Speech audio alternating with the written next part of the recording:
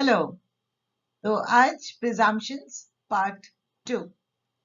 Indian evidence act 1872 के अंतर्गत जो सेक्शन 4 में प्रिजम्पशंस दी हुई हैं, उसके पार्ट 1 का वीडियो तो मैंने अभी अपलोड किया ही है, और इसके तुरंत बाद, जैसा मैंने उस वीडियो में भी कहा था, प्रिजम्पशंस पार्ट 2, धारणाओं के संबंध में कुछ और जानकारी। इस जानकारी के बाद में मुझे यकीन है कि उपधारणाओं के संबंध में आप लोगों को कोई डाउट नहीं रहेगा। तो जैसा मैंने अपने पिछले वीडियो की स्टार्टिंग में कहा था कि बारिश बहुत हुई है, आप बाहर गए होंगे, यकीनन भीग गए होंगे, कपड़े भी भीग गए होंगे, सवारी से गए होंगे तो सवारी भीग गई होगी, आप तो नहीं भीगे होंगे, लेकिन अगर मिट्टी की जगह गए हैं तो पहियों में मिट्टी के निशान भी लगे होंगे। तो यहाँ पर ही आप लोगों को ये जो मैंने एग्जाम्पल दिया था, इसे दोबारा से याद दिलाने की आवश्यकता इसलिए लगी क्योंकि कुछ मूल तथ्य है इसमें और कुछ है उपधारणाएं। तो उसके संबंध में आज का ये वीडियो है। So let's start with it.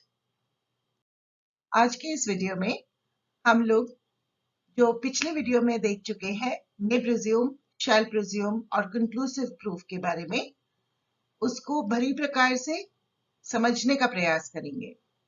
तो जैसा कि हम लोग जानते हैं कि इस अधिनियम में ही यह ले डाउन किया गया है कि ये जो प्रिजम्पशंस हैं ये 3 तरह की होंगी, जिसमें कि न्यायालय या तो किसी तथ्य को साबित हुआ मान सकेगा यदि और जब तक वह नासाबित नहीं किया जाता है, या उसके सबूत की मांग कर सकेगा, जो कि उपधारणा कर सकेगा पद जहां कहीं भी लिखा हुआ है, तो न्यायालय इस तरह से कार्य करेगा। और दूसरी प्रकार का कि न्यायालय किसी तथ्य की उपधारणा करेगा, वहां न्यायालय ऐसे तथ्य को साबित मानेगा यदि और जब तक वह नासाबित नहीं किया जाता है। ये हो गया शैल प्रिज्यूम, यानी उपधारणा करेगा। और कंक्लूसिव प्रूफ यानी निश्चायक सबूत के अंतर्गत जहां कहीं भी इस अधिनियम में एक तथ्य अन्य तथ्य का निश्चायक सबूत घोषित किया गया है, वहां न्यायालय उस एक तथ्य के साबित हो जाने पर उस अन्य को साबित मानेगा और उसे नासाबित करने के प्रयोजन के लिए साक्ष्य दिए जाने की अनुज्ञा नहीं देगा। ये जो हम पूर्व में देख चुके हैं, इसको अब नेक्स्ट स्लाइड में मैं अलग से इनके जो डिविजन्स हैं, जो कैटेगरीज हैं, उसके बारे में बतलाऊंगी। तो ये जो उपधारणा की बात हम कर रहे हैं, यहाँ वापस वही जो एग्जाम्पल मैंने शुरू में ही दोबारा से शायद तीसरी बार इस वीडियो और पिछले वीडियो को मिला के बात करें तो आपको दी है कि बारिश हो रही है, आप बाहर गए हैं तो भीग गए होंगे, और अगर कार में गए होंगे तो नहीं भीगे होंगे, लेकिन कार जरूर भीग गई होगी, और मिट्टी की जगह में गए होंगे तो पहियों में मिट्टी के निशान भी लग गए होंगे। तो यहाँ पर एक तो है मूल तथ्य, क्या कि बारिश हो रही है और आप बाहर गए हैं। बाकी जो बात है वो सारी है उपधारणा। तो हम लोग सबसे पहले समझ लेते हैं कि प्रिजम्पशन यानी उपधारणा का क्या अर्थ है। In common English parlance, a presumption means a supposition based on strong probability. We may also say that it is the act of believing that something is true without any proof.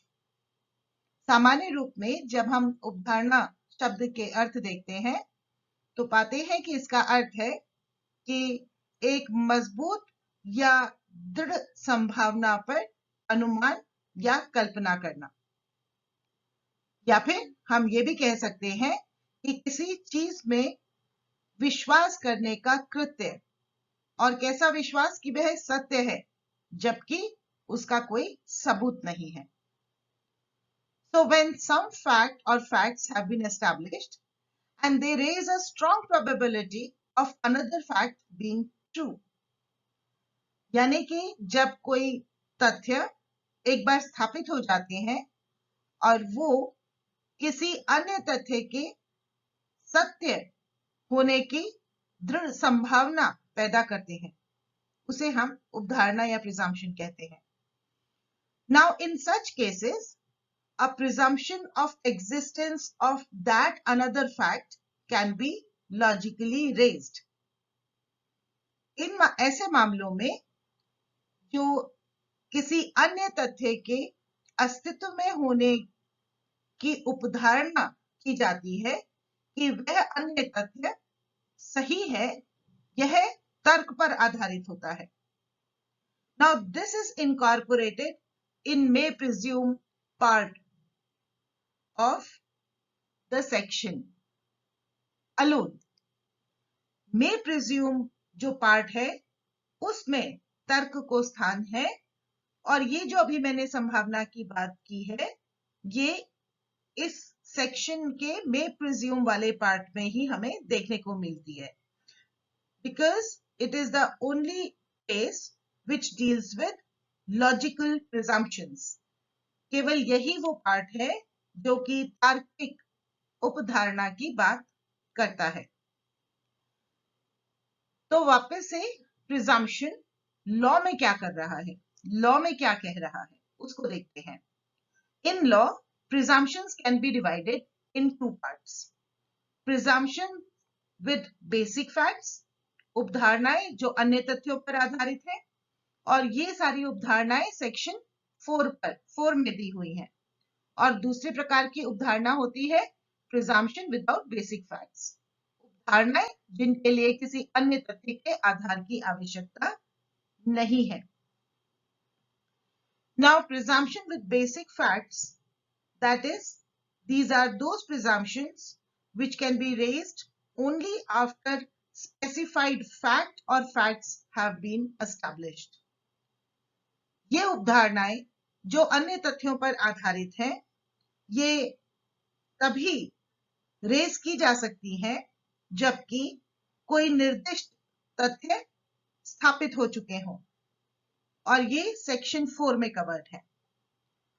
Presumption without basic facts यानी उपधारणाएं जिनके लिए किसी अन्य तथ्य के आधार की आवश्यकता नहीं है, ये स्टैंड अलोन प्रिजम्पशंस होती हैं, अपने आप में ही होती हैं। These are without basic facts, यहां कोई मूल तथ्य नहीं है। For example, the fundamental tenet of criminal jurisprudence that an accused person is presumed innocent until his guilt is proved. आपराधिक विधि शास्त्र का जो एक सिद्धांत है कि एक आरोपी यानी ऐसा व्यक्ति जिस पे आरोप लगा है वह तब तक निर्दोष उपधारणा करते हैं उसके संबंध में जब तक कि उसका गिल्ट साबित नहीं हो जाता, जब तक कि उसकी दोषिता साबित नहीं हो जाती तब तक उसको इनोसेंट यानी निर्दोष माना जाता है। तो ये उपधारणा है, but it is without basic facts, इसमें कोई मूल तथ्य नहीं है। तो अब सेक्शन 4 के अंतर्गत जो उपधारणाएं दी गई हैं, we will take up this aspect. So taking up the provisions in section 4, it is seen that while the act very clearly delineates the situations under which the 3 types of presumptions are to be raised by the court, it does not say anything under any of the 3 categories as to what are the basic facts and what are the presumptions that are drawn from them. यानी कि जब हम धारा 4 को देखते हैं तो हम ये तो पाते हैं कि ये अधिनियम बहुत ही स्पष्ट रूप से उन परिस्थितियों को चित्रित करता है जहां पर न्यायालय के द्वारा इन 3 प्रकार की उपधारणाओं को रेज किया जाएगा, किंतु इन तीनों ही वर्गों में कहीं भी ये अधिनियम ये नहीं बताता है कि कौन से तो बेसिक फैक्ट्स हैं यानी मूल तथ्य हैं और उनसे हमें कैसी उपधारणा ड्रॉ करनी है। Now they are laid down elsewhere in this act as well as other enactments. तो ये जो मूल तथ्य हैं और जो प्रिजम्पशंस की बात है वो इस अधिनियम में आगे के प्रावधानों में दिया गया है या अन्य अधिनियमों में दिया गया है। Now under may presume the court, on proof of one fact by one party, may either presume the other fact as laid down and inform the other party about its right of rebuttal by disproving it, or it may decline to raise the presumption and call upon the party requesting for raising the laid down presumption to prove said fact. तो जैसा कि मैंने पिछले video में भी आप लोगों को बतलाया था कि जब एक पक्षकार के द्वारा यदि कोई तथ्य साबित करने के बाद वह पक्षकार न्यायालय से अपेक्षा करता है कि किसी अन्य तथ्य के साबित होने की उपधारणा न्यायालय करे, तो न्यायालय या तो ऐसी उपधारणा कर लेगा जब तक वह ना साबित नहीं हो जाती, और या न्यायालय ऐसी उपधारणा करने से मना कर सकेगा और उस तथ्य के संबंध में साक्ष्य की मांग कर सकेगा।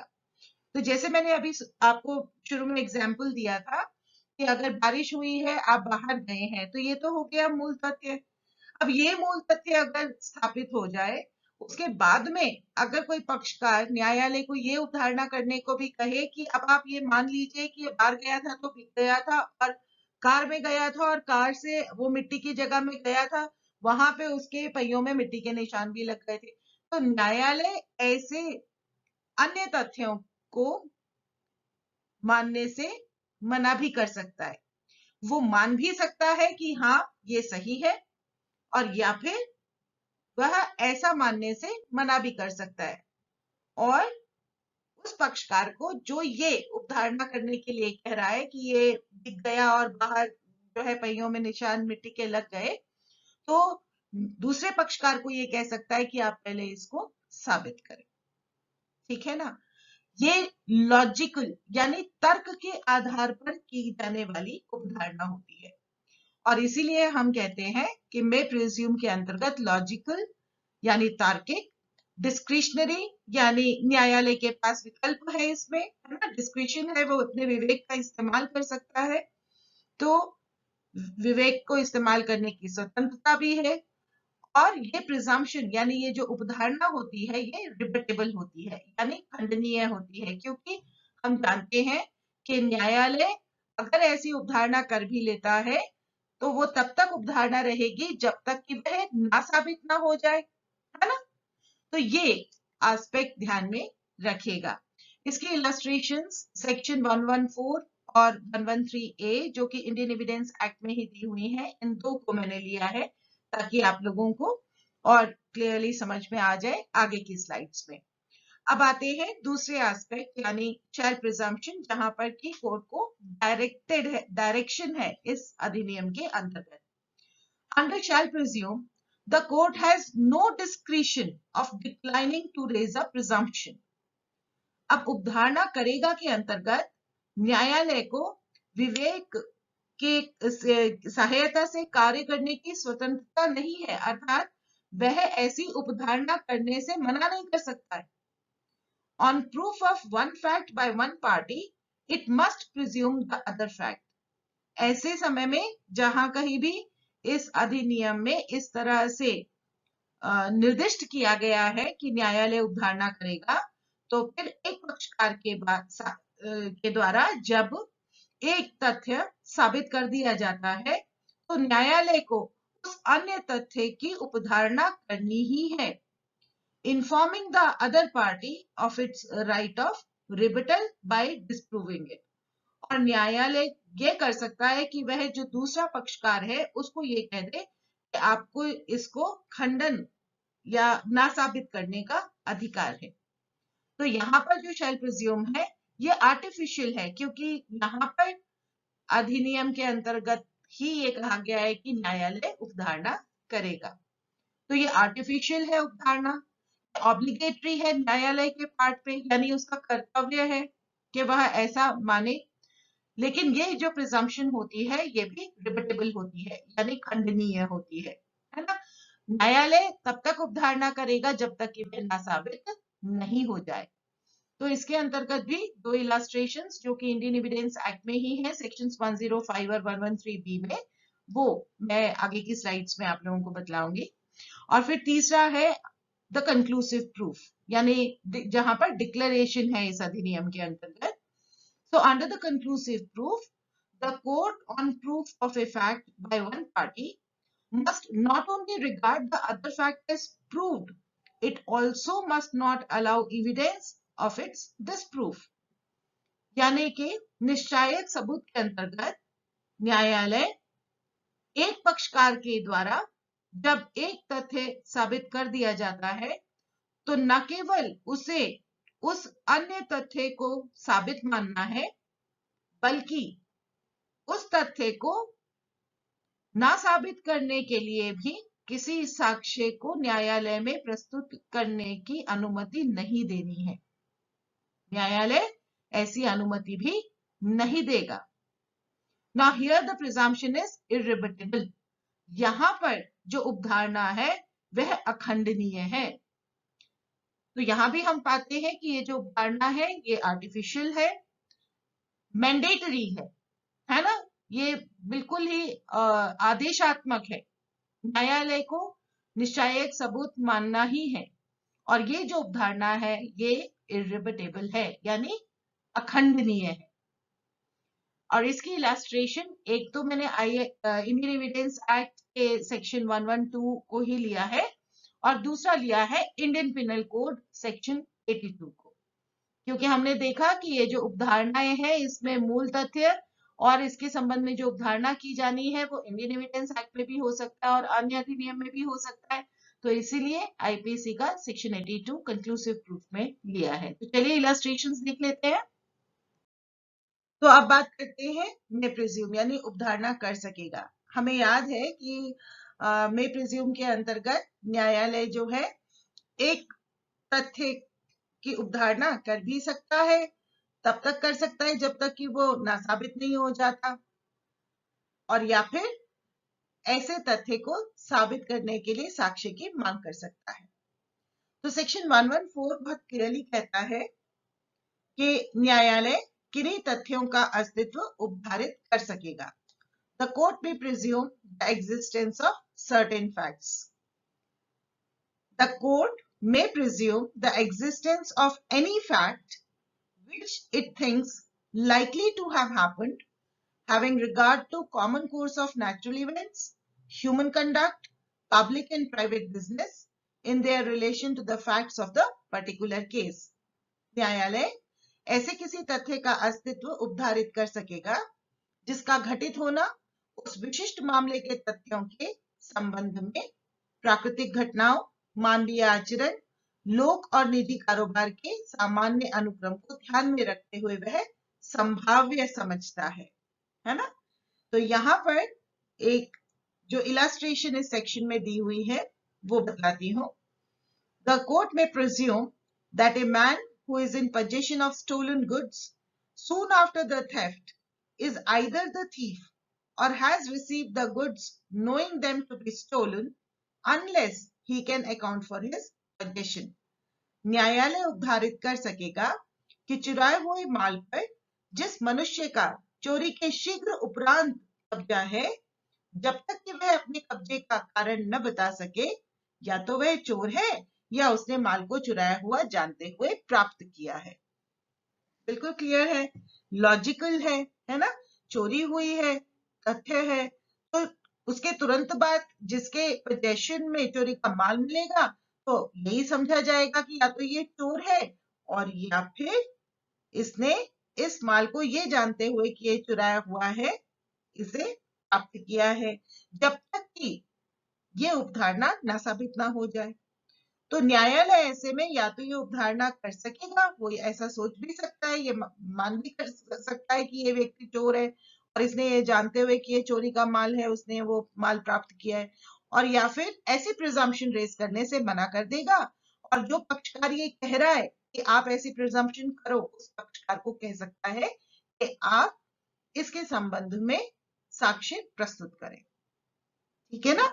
उसके बाद में इंडियन एविडेंस एक्ट का ही section 113A presumption as to abetment of suicide by a married women, किसी विवाहित स्त्री द्वारा आत्महत्या के दुष्प्रेरण के बारे में उपधारणा। आईपीसी हम लोग पढ़ चुके हैं, तो इसलिए यहाँ बहुत इजी है हमें समझना कि ये जो एक्ट में कहा गया है, when the question is whether the commission of suicide by a woman had been abetted by her husband or any relative of her husband, and it is shown that she had committed suicide within a period of 7 years from the date of her marriage, and that her husband or such relative of her husband had subjected her to cruelty, the court may presume, having regard to all the other circumstances of the case, that such suicide had been abetted by her husband or by such relative of her husband. IPC के अंतर्गत जो cruelty की परिभाषा दी गई है section 498A में, वही यहाँ पर जो क्रुएल्टी वर्ड यूज हुआ है उसका वही अर्थ होगा। तो जब प्रश्न यह है कि किसी स्त्री द्वारा आत्महत्या का करना उसके पति या उसके पति के किसी नातेदार द्वारा दुष्प्रेरित किया गया है और यह दर्शित किया गया है कि उसने अपने विवाह की तारीख से 7 वर्ष की अवधि के भीतर आत्महत्या की थी, और यह कि उसके पति या उसके पति के ऐसे नातेदार ने उसके प्रति क्रूरता की थी, तो न्यायालय मामले की सभी अन्य परिस्थितियों को ध्यान में रखते हुए यह उपधारणा कर सकेगा कि ऐसी आत्महत्या उसके पति या उसके पति के ऐसे नातेदार द्वारा दुष्प्रेरित की गई थी। तो यहाँ पर मूल तथ्य क्या है? विवाहिता स्त्री के द्वारा आत्महत्या की गई है, विवाह की तारीख से 7 वर्ष की अवधि के भीतर आत्महत्या की गई है, और उसका पति या उसके पति के नातेदार उसके प्रति क्रूरता का व्यवहार करते थे। तो ये मूल तथ्य हैं। उसके बाद में न्यायालय के लिए लिखा है कि वह अन्य सभी परिस्थितियों को ध्यान में रखते हुए यह उपधारणा कर सकेगा कि ऐसी आत्महत्या उसके पति या उसके पति के ऐसे नातेदार द्वारा दुष्प्रेरित की गई थी, है ना। तो ये अब उपधारणा का मामला है, लेकिन यहाँ उपधारणा कर सकेगा वर्ड्स यूज्ड है। तो यहाँ पर न्यायालय ऐसी उपधारणा कर भी सकता है, या फिर जो पक्षकार ये उपधारणा करने के लिए कह रहा है कि पति या उसके नातेदार के द्वारा दुष्प्रेरित की गई थी उसकी आत्महत्या, तो उसी पक्षकार को कह सकता है कि आप साक्ष्य जो है वह प्रस्तुत करें। और ध्यान रखिएगा कि यदि वो इस तरह की उपधारणा करता भी है तो भी ऐसी उपधारणा रिबटेबल है, वह खंडित की जा सकती है, ठीक है ना। तो अब हम लोग सेक्शन 105 और 113B देख लेते हैं, जो कि शैल प्रिज्यूम के इलस्ट्रेशंस हैं।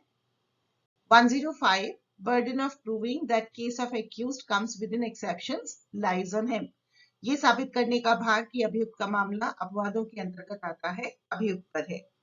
When a person is accused of any offense, the burden of proving the existence of circumstances bringing the case within any of the general exception in the IPC or within any special exception or proviso contained in any other part of the same code or in any law defining the offense is upon him, and the court shall presume the absence of such circumstances.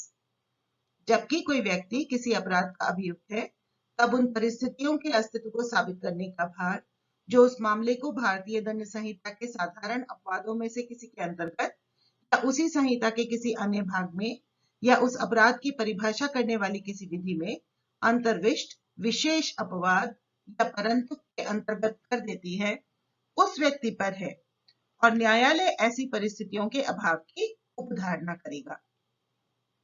A, accused of murder, alleges that by reason of unsoundness of mind, he did not know the nature of the act. The burden of proof is on A. हत्या का अभियुक्त क अभिकथित करता है कि वह चित्त विकृति के कारण उस कार्य की प्रकृति नहीं जानता था, सबूत का भार क पर है। अब section 113B, presumption as to dowry death, दहेज मृत्यु के बारे में उपधारणा। आईपीसी के अंतर्गत जो दहेज मृत्यु का अर्थ दिया है वही यहाँ पर भी अर्थ होगा।